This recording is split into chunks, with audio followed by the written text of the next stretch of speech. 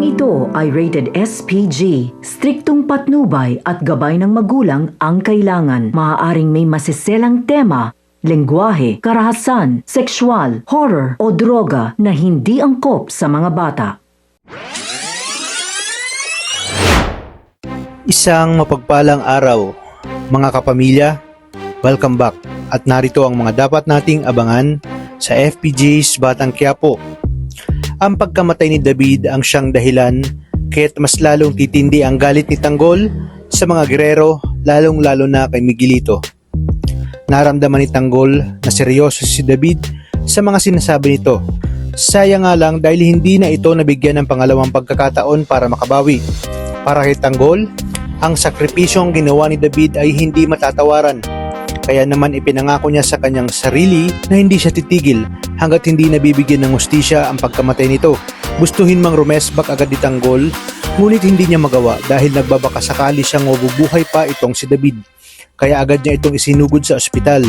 Sa kabilang banda, tuwang-tuwa namang ibinalita ni Miguelito sa kanyang amang si Roberto ang ginawa niya kay David na siya umanong kapatid ni Tanggol. Wala silang kaalam-alam na nasa likod lang pala ng pintuan si Rigor.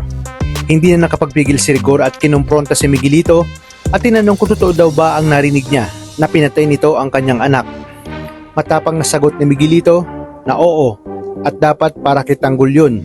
Ngunit nakisawsaw daw ang anak nitong si David. Dagdag pa niya na ipinagtanggol niya lang ang kanyang sarili dahil totodasin nga siya ni David.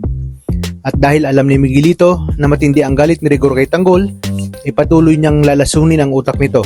Hanggang sa mabaling lahat ng galit ni Rigor kay Tanggol at ito na ang kanyang isinisi.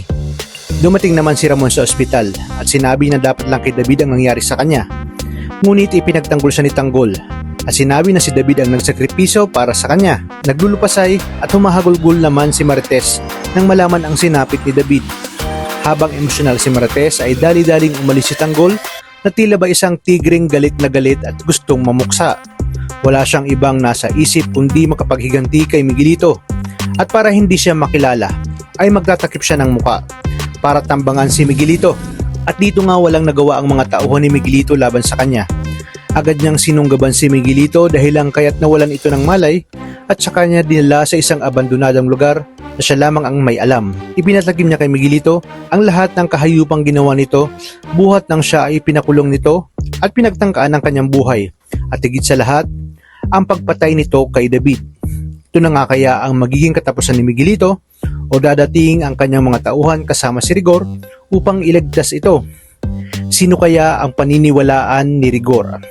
Kaya namang kapamilya, tuloy-tuloy ang pagtutok dito lang sa FPJ's Batang Quiapo.